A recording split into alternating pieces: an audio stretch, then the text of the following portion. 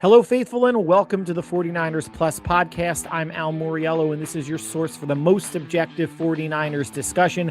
Only smart takes, never any clickbait. And today we're going to be quickly discussing the 49ers that landed on the Pro Football Focus top 100 players list. We're going to talk about how good Brock Purdy has been so far in his career. Then we're going to be jumping into the offensive roster for the 49ers. Who's currently on the roster, who are free agents, looking at each position group and making predictions as to who returns. So let's jump right in. So Pro Football Focus, as I mentioned, listed their top 101 players. They listed basically 20 players a day across 5 days. And the 49er players that made it all happened to be on the offensive side of the ball. If Fred Warner and Nick Bosa were healthy, they each would have made it on the defensive side of the ball. But as it stands, you have Brock Purdy at number 81 overall, Colton McKivitz at 63, Christian McCaffrey at 54, George Kittle at 27, and Trent Williams at 20. Now, I don't have really any issues with any of these quarterback rankings. If you listen to last week's podcast, Brock Purdy came in front of two quarterbacks, Justin Herbert and Sam Darnold. There are 7 quarterbacks listed in front of Brock Purdy here. Take no issue with that. I always said he's somewhere in the 6 or 7 to 11 or 12 range in terms of quarterbacks. McKivitz at 63, a little bit surprising. For him to make the list at all, I think was surprising. But again, the way Pro Football Focus grades out players may be different than a lot of people's eye test or how they historically feel about a player. McCaffrey at 54, and the write-up was if this was just based on running the ball, McCaffrey might not have made the top 101 at all, but he added so much value as a receiver. Kittle healthy for the majority of the season, obviously torn Achilles in the playoffs and missed a couple games prior to that with Jake Brendel filling in admirably. And Trent Williams going to be 38 or 39, top 20, still a top 3 tackle in this league. And guys, if you're keeping track at home, 5 out of 11 offensive starters are on your top 101 list, which means at the very least, since there are 32 teams and 11 players on each one of those 32 teams, up on 11 players on offense, you're talking about at least over 300 players or more, given, wide receiver 3 or what, another running back, whatever it might have been, would have been eligible. And the 49ers have 5 players in the top 101, meaning like they have 5 players in the top third of the league offensively, ranging from 81, Brock Purdy, to 20, Trent Williams. Nearly half of their players on offense made the top 101. We know the gaps this team has. They need a left guard. They need more speed and separation at receiver. Hopefully Jordan James is a viable backup to McCaffrey. Hopefully they sign Jake Tonjes as the backup to Kittle. Who knows how much time he's going to miss. But what the long way of me getting to saying you can't have 11 players on offense as top 101 players. Not every single one of your offensive players can be a Pro Bowler or Pro Bowl type talent. The Niners do need to do more offensively. I think it's more schematic. It almost feels like the Niners need to have a certain game plan against Seattle versus everybody else. And we're not going to be jumping to conclusions based on the 3 games they played against Seattle, week 1, week 18, and then in the divisional round. But we can make some educated assumptions, considering they scored 9 total points in those last 2 games, that things need to be revamped a bit. Doesn't matter that Kittle got hurt in the first or second quarter. Doesn't really matter that Warner and Bosa were there. If all three players were there plus Ayuk, they still would have lost that game, guys. And that's okay to admit. Seattle had the best team in the league and certainly the best defense in the league this year. But the Niners offense isn't a huge issue. Do they need upgrades in certain areas? We mentioned it. Left guard, receiver 1 or 2, depending on where you want to put Pearsall, maybe receiver 3, depending on what happens or who ultimately is going to be the receiver 3.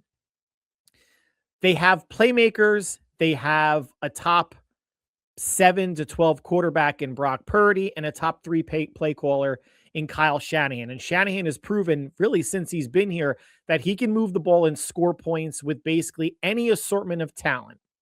But of course, you want to maximize the talent and the players on your roster at every position to give your team and players the best chance to succeed. But as you know, you pick through some stuff on social media or listen to talking heads out there, the 49er offense, I don't think needs this drastic overall. Again, you're not going to be pulling in the lunacy of, well, they got to sign Alec Pierce and Kyle Pitts and Tyler Algier as a backup. Relax. It's not baseball. There's a salary cap.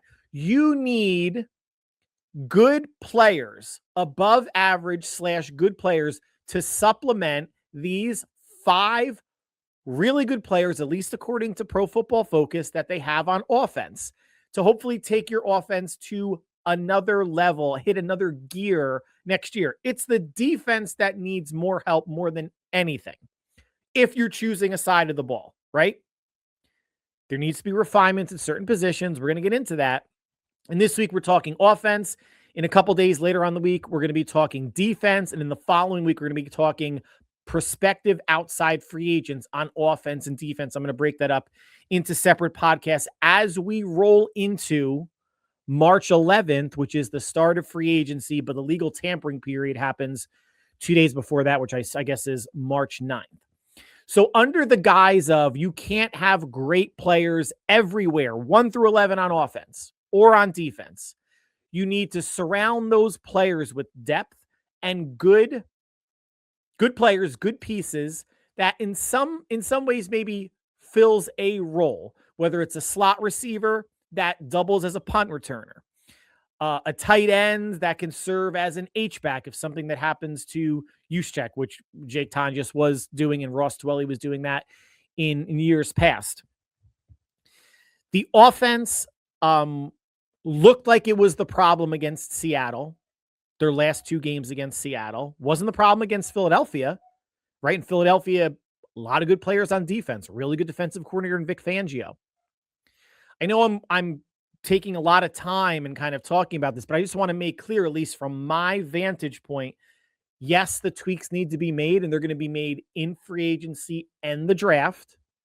But I would caution anyone to think that the Niners are going to take a big swing financially on offense. And I don't want to even talk too much about that because that's going to be probably a podcast maybe a week from today-ish when I get into who the Niners could be looking at offensively as outside free agents. Now let's quickly dovetail into how good Brock has been.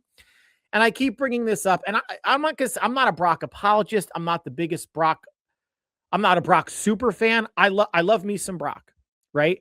But what I do hate is people that dog Brock, especially people that are 49er fans or content creators, people that are just doing this for engagement, who are essentially scumbags, work the algorithm to their advantage, pose as fans, think they're media members. Grant Cohn, Jesse Naylor calls himself a fan, but he's just another shitbag, another misery merchant. Ragging on Brock. When the Niners win, it's not because of Brock. When they lose, it's because of Brock. Or they mistake his physical limitations for not being a good quarterback and put other quarterbacks on a pedestal. Again, going back to last podcast, who may be more talented, but haven't put it together the way Brock has. But what you can't argue with are factual statistics. And wins and losses, like we thought, wins and losses are they a quarterback stat or are they not? You know, quarterbacks can throw for 300 yards, but if you're only scoring 9 points, your defense gives up 10 points.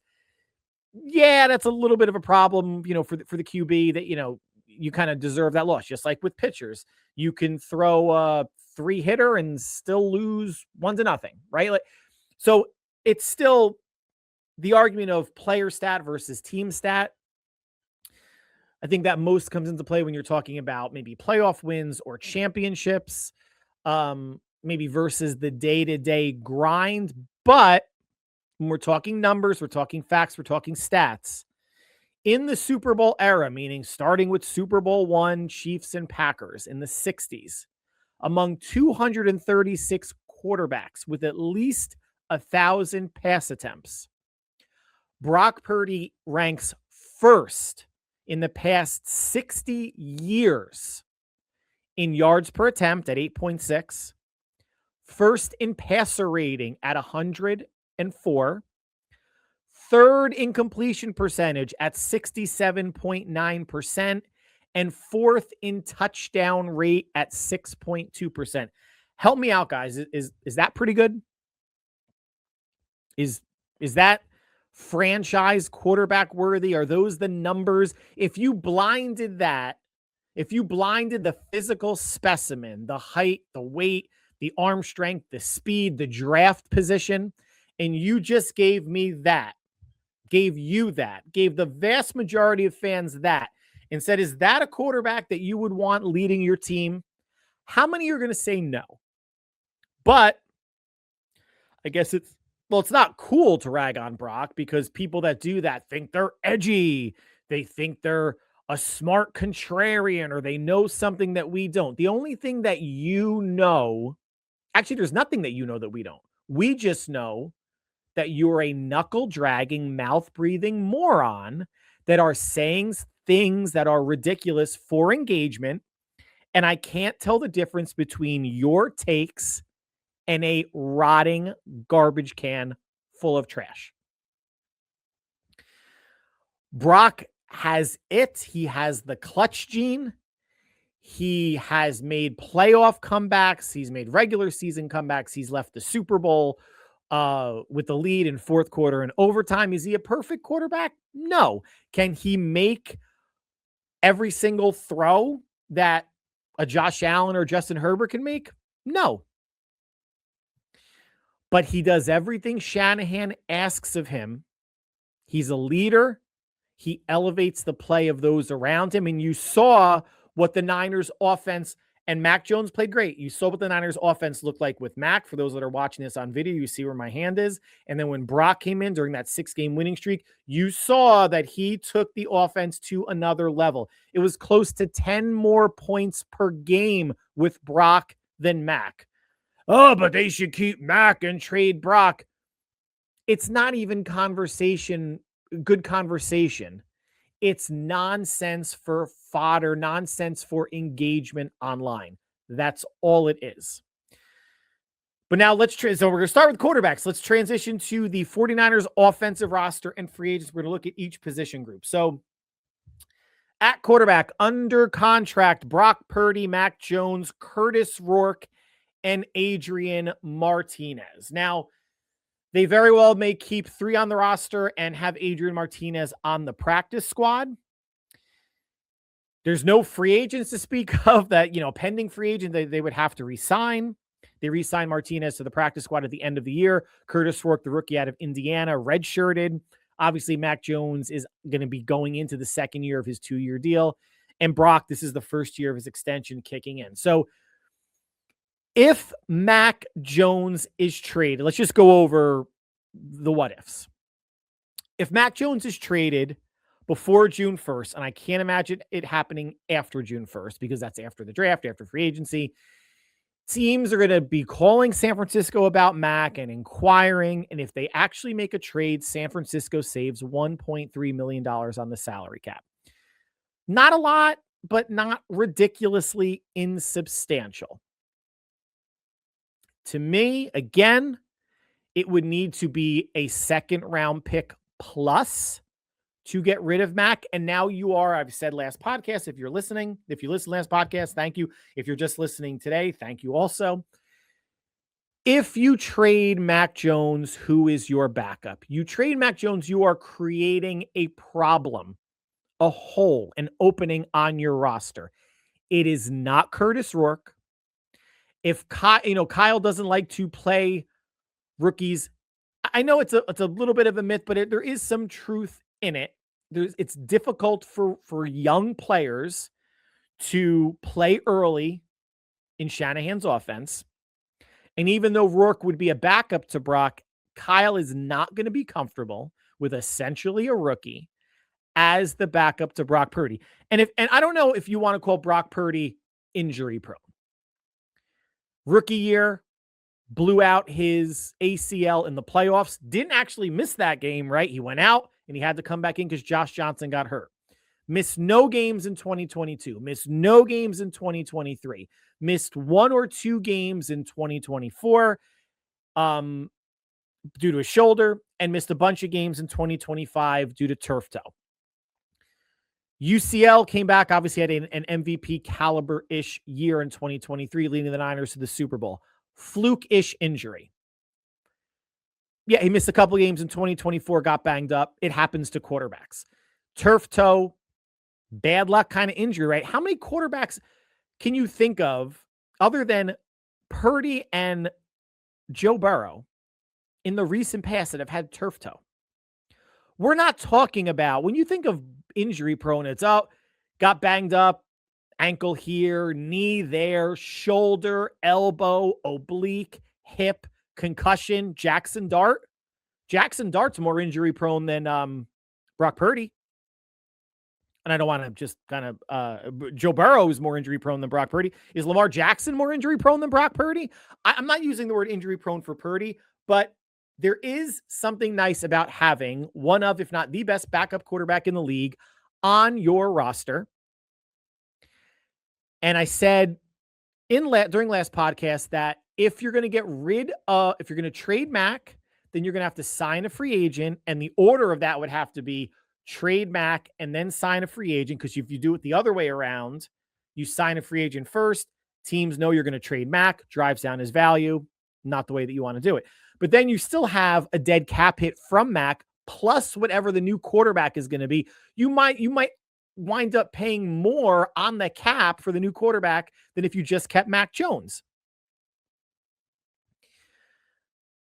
Could a 2nd round pick this year and a 5th round pick next year help the Niners roster? Yes.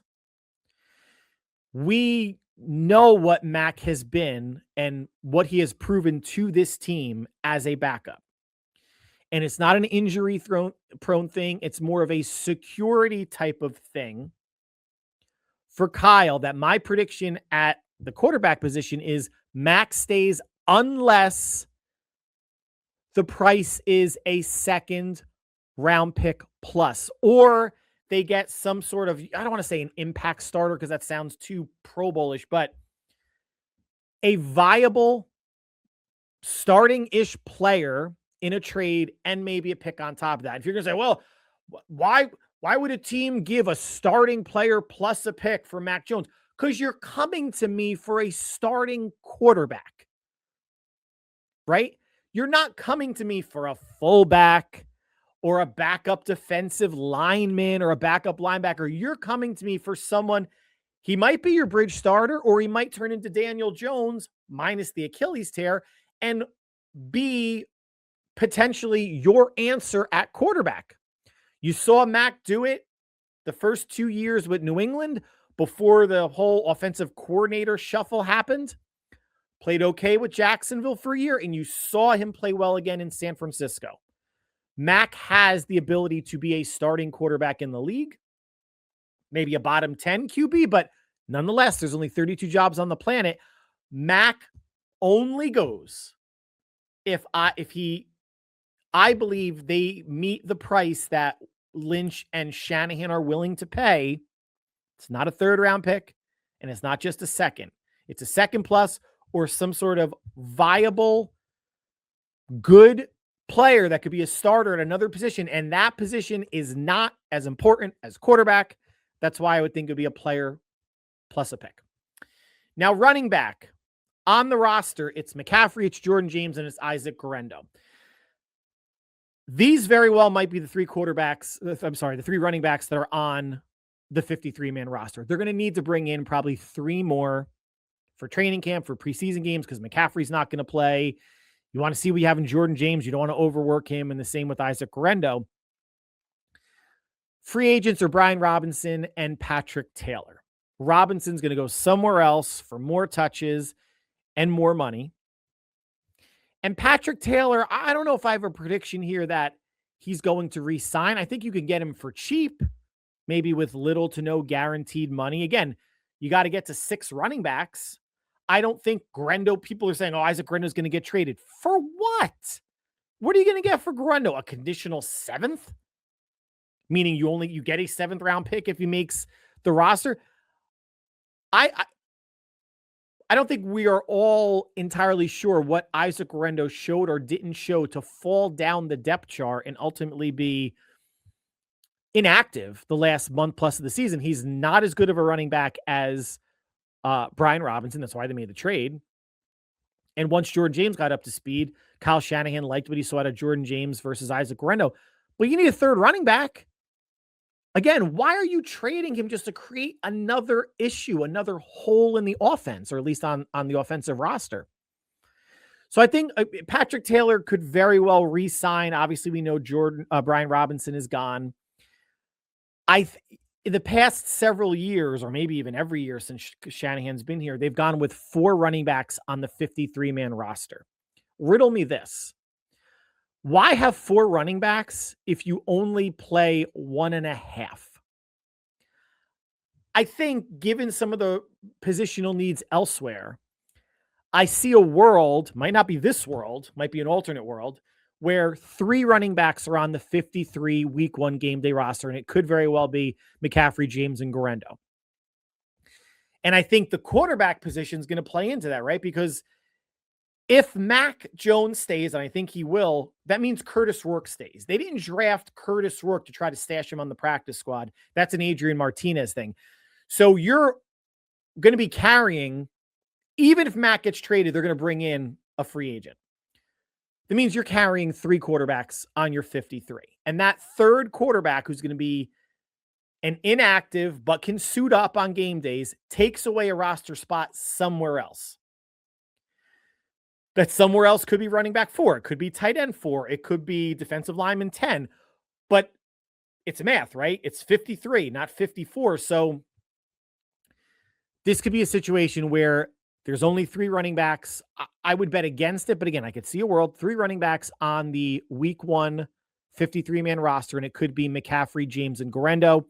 I'm going to bang the table now. And I'm going to say it when I go over the draft stuff. Kyle Shanahan, please do not spend one of your picks on a running back, because that running back is automatically running back 3 or worse, and there are positional needs elsewhere. But I can see undrafted rookie free agent, absolutely. Maybe 2 outside cheap free agents, maybe Patrick Taylor and somebody else. But Guerrero, I don't see him going anywhere anytime soon unless he is in an absolute buried in a doghouse that we know nothing about. Receivers on the roster: Ricky Pearsall, DeMarcus Robinson, Jordan Watkins, Jacob Cowing, Malik Turner, Junior Bergen, and Colton Dowell. They're going to keep 6 receivers on the 53-man roster. Free agents: Trent Taylor, Juwan Jennings, Kendrick Bourne, and Sky Moore. Trent Taylor is gone. If he makes it back to the practice squad, good for him. Prediction: Juwan Jennings is gone. He's going to get more money than the Niners are going to be willing to pay. And even if he's scheduled to get about $20 million a year and he would take 15 from San Francisco, I would still think long and hard if you want to spend that $15 million on Jennings or another receiver that might be a bit more explosive and have different elements to his game than Jennings does. Not impossible that he comes back, but I think the Niners, they're going to be torn. It's going to be bittersweet, but I think they move on. Kendrick Bourne can come back as a depth piece, as like receiver 5. He's pleading on social media. He's putting the case out there. He's telling anybody that'll listen that he wants to come back. For a vet minimum, absolutely. I don't know if he's going to accept that minimum. And if he's receiver 5 out of 6 receivers, 5 will be active on game days. Is Kendrick Bourne going to play special teams? Probably not, as a veteran. So this is, again, now he had good games. He had back-to-back 140-ish yard games. One of them was against the Rams on that Thursday night where they won in overtime. I know there was a lot was made even from me about him, not knowing where to line up. You would assume year 2, if he comes back in 2026, that stuff will be ironed out. It's one of those, can they do better than Bourne? Yes. Could they do worse than Bourne? Yes. I'm not sure what happens with Kendrick Bourne, and I'm not sure if he doesn't re-sign. And again, he could be like another camp fodder body, a guaranteed contract. Come on in. We'll have you compete for the top 5 or 6 spots. And then if based on where he falls on the depth chart in August, he doesn't like where it looks, he could ask to be released. No harm, no foul. Sky Moore solidified special teams as far as punt returns go, but I think he's another one that, while he didn't have a great career in Kansas City and didn't add much offensively for San Francisco, could get more in free agency than the Niners want to spend. Special teams has been such a curse for the Niners up until this past season that you can understand the need to want to bring Sky Moore back. But again, at what price? To me, ideally, you'd want your punt returner to also have an impact on offense, like a Rashid Shaheed, like a John Taylor from the late 80s and early to mid 90s. Not impossible to find that. And maybe that's something that Jordan Watkins evolves into. Maybe they give him a look in OTAs and training camp. Jacob Cowing is going into his 3rd year, essentially a full scratch last year. Maybe that could be, his responsibility too. And again, as a mid-round pick, cheap. Jordan Watkins, mid-round pick, cheap, versus signing a Sky Moore, even though you know what he gave you from a special team standpoint, you also know what he didn't give you offensively, which is around what Watkins and Cowing gave. Moore is going to be another tough call. And he's another player that I don't know if they sign before free agency starts, and they have 2 weeks to do that. A little over 2 weeks to do that. But I more so see the scenario where I would love to have him back if he had shown more on offense. And the Niners were, between the Ayuk injury and Pearsall getting hurt and just not getting the productivity out of the wide receiver spot, that they were begging for someone to step up wide receiver wise, and Moore still couldn't get on the field. Jennings missing some time, and then he was banged up for a while, and Moore still couldn't make an impact, which is why I ultimately think he goes elsewhere. And we didn't talk about Brandon Ayuk. He is on the roster. We know he's not going to be for long. Does he become a post-June 1st designated cut, or do they hold on to him until June 2nd and basically say, screw you, we hold your rights. You haven't been to the facility since September. You've driven past it speeding like a moron and filmed it for social media to see. But I don't mind holding on to him until June 2nd. He's not going to show up. Where's the distraction? And if he shows up, you send his ass home and be like, we're going to see, because say they release him March 11th or 12th, June 1st cap cut designation, which would be only an $8.3 million hit, and they'd save $6.3 million on the cap. They could hold him 3 more months for him to get even healthier, to see if a trade market develops. Can't trade him before June 1st. Impossible for the cap hit. And he still may have a wildly non-tradable contract, right? I'm sure there's a lot of teams, if not all teams out there, that want no part of Brandon Ayuk's current contract. I don't know, with the guarantees being voided, how much that might change the perception of what Ayuk's contract looks like if he gets traded sometime in June or later. If anything could be reworked, if the contract could be ripped up. So the hit or whatever it is doesn't look as bad for his new team. It makes the most sense to cut Ayuk as a post June 1st designation. He'll probably be running, between Jalen Daniels' legs and the Commanders, probably on a 1-year prove-it deal. But there's no rush to trade Brandon or to cut Brandon Ayuk. Remember, they don't get that $6.3 million in cap savings until June 2nd anyway. It's not, and again, he's not a distraction. It's the off season. He's not anywhere near the facility. What's the rush? There is no rush, except for knee-jerk fans, media members, content creators. Oh, get rid of Ayuk. He's not hurting anybody, guys. He's not, other than acting like a moron on social media, which is kind of entertaining, he's not hurting anybody. We know he's not going to be on the roster. I'd play hardball with him. I'd hold him until June. Fuck him. You want to act like a total dickhead and not do your rehab, and we gave you however many tens of millions of dollars for essentially not even half a season? It's just business. It's just business. So let's go to tight ends. So come week 1, they're going to have 3 tight ends on the roster, plus Kittle, who I don't think is going to be ready for week 1. I'll be conservative and say he comes back in October. He'll start on the PUP list. But it's Kittle, it's Luke Farrell, Braden Willis, and Hayden Rucci. The only free agent is Jake Tonjes. And to me, he is such an interesting domino that needs to fall. And here's why. I don't think they should tender him any sort of designation because it's going to count as a 1-year, a little over $3 million cap hit. $3 million doesn't sound like a lot of money, but when you're paying Kittle what you're paying him, when you're paying Luke Farrell what you're paying him to be a blocking tight end, I don't know if you want to spend another $3 million for 2026 on another tight end. And the whole Jake Tonjes thing is interesting to me because if he doesn't re-sign, if they decide, and I don't think they should but tender him, and he was an undrafted rookie free agent, I don't think they're going to tender him anything. If he doesn't sign with the Niners before free agency starts or before the draft, then drafting a tight end early-ish, mid-rounds, becomes interesting. So the roster game of how many tight ends are they going to have, I'm not sure, again, because of positional needs elsewhere and because of carrying 3 quarterbacks next year.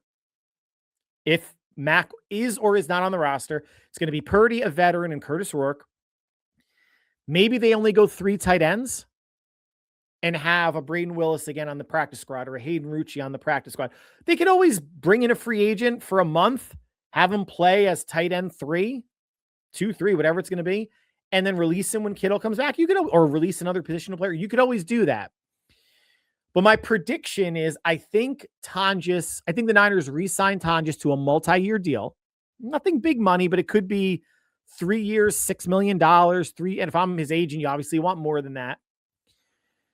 Because it's been such a struggle for Kyle to find a viable tight end too. And the thing with Tonjes is, or any tight end, you don't want to break the bank for a tight end or dent the bank for a player who we've seen historically, or at least this past year, doesn't get on the field when Kittle's on the field. That's why Kyle Pitts, never really a possibility. David Njoku, not a real possibility.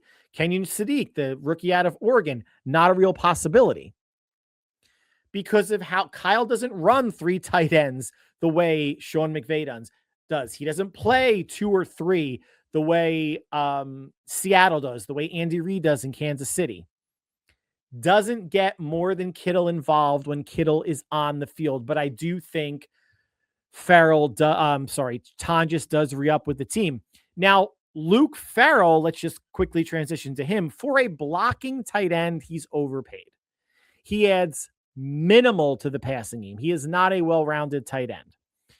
If he is cut post June 1st, and not a designation, but literally cut after June 1st on the calendar, it saves $2.4 million on the cap. The Niners tried to sign a restricted free agent from the Lions 2 off seasons ago. The Lions matched, didn't get him. wound up bringing back Ross Dwelly. But for just a blocking tight end, what Luke Farrell is getting paid is not a ton, but unwarranted.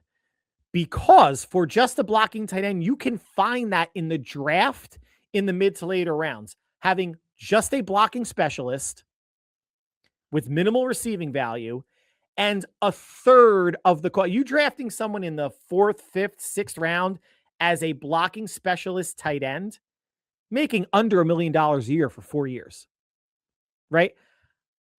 Luke Farrell, that signing was a little bit of a reach to me. Could have been handled via the draft cheaper.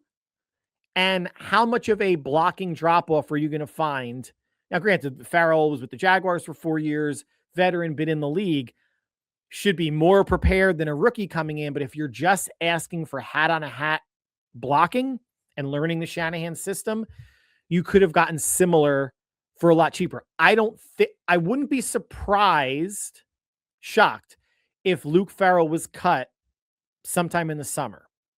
But that's only if they wind up drafting a tight end late and or an undrafted rookie free agent tight end just develops into like a very decent blocker over the summer, and they keep that player and let go of Luke Farrell. But again, to me, it starts with Jake Tonjes. A lot of what happens at this tight end position in free agency and potentially the draft starts with Jake Tonjes more than it does with George Kittle's timetable. Lastly, offensive line. I see them keeping 9, and I know we're almost 7 months out of week 1 happening in Australia. Jesus Christ. But right now on the roster, it's Trent Williams, Jake Brendel, Dominic Pooney, Colton McKivitz, Connor Colby, Brandon Parker, Zach Thomas, Drake Nugent, and Isaac Alarcon. We know they need a left guard, and that will be handled in the draft and in free agency. The Niners re-signed swing tackle Austin Pleasance, exclusive right free agent, little over $1 million. Not guaranteed means nothing other than he's probably coming to camp. And even that, can always get released before camp based on free agents they pick up or draft picks. But Austin Pleasance should be on the 90-man camp roster. And they also re-signed guard center Nick Zakiel. Okay. Questions on there's decent questions on the O-line. Now, the O-line as a whole, I think we all agree, maybe needs to play with more physicality, needs to be able to withstand. Again, you don't want to overcorrect so much because of what we saw from the two Seahawk games late in the season, but you got to play them twice, and they're a division team, as are the Rams, who have a good front four. The Niners also beat both of those teams once. Both of those wins came earlier in the season, and the Rams and the Seahawks got better as the season went on, as did San Francisco. But the Rams and Seahawks just got more better. And I know that's bad grammar, as the season went on than San Francisco did. But here are questions. So Trent Williams, 38-ish. He's got a $38 million cap hit in 2026. Do they extend him or restructure anything to lower that hit? He also has a $20+ million void year cap hit in 2027. I don't know and next year they only, in 2027, 2 seasons from now, they only have $10 million in cap space, which they can free up more extensions and restructures, etc. But with that old, in air quotes, of a player, do you want to kick the can down the road like that? Do you just want him to play out his contract and see where he's at the end of 2026 and then maybe re-sign him? Open question. Now, Trent Williams has no guaranteed money left. They can cut him and he loses like $24 million, whatever it winds up being, in the mid-20s. They're not going to cut Trent Williams, but he could sit out and say like, well, I have no guaranteed money left. I'm not going to show up unless you do something about that. It wouldn't be a dick move because you always have to worry about yourself before anybody else or the team. But I'm curious to see what San Francisco does with Williams and his cap hit, if anything. Jake Brendel, guys, is not getting cut. He's not getting cut. It would be $4.3 million in savings if he is designated a post-June 1st release, or they release him on the calendar after June 1st. But he is not going anywhere. He's going to play out the last year of his deal. And maybe this is where in the draft or in free agency, they bring in someone with center guard flexibility. I still think, even with the however many number of linemen I mentioned that they have, Williams, Brendel, Pooney, McKivitz, and Colby and Austin Pleasance are really the only viable ones that I would want to see on the 53-man roster. So you're probably going to have to take, I would want to see him take 2 swings in the draft, someone that can play tackle, that's a college tackle, but can slide in or compete at left guard this year, and someone that has guard center flexibility as a draft pick, and bring in somebody from free agency that could be a guard starter, but also has that flexibility for center to a multi-year modest deal that can maybe move to center after 2026, when I'm assuming Brendel's not going to get re-signed. The 2 free agents they have, Spencer Burford gone. He's going to get way more money than anybody anticipates. And Ben Barch cannot stay healthy, gone. Wasn't really the boldest of predictions, but the Niners, in terms of like rebuilding the trenches, and I know that's, or that, you know, they need to fortify the trenches.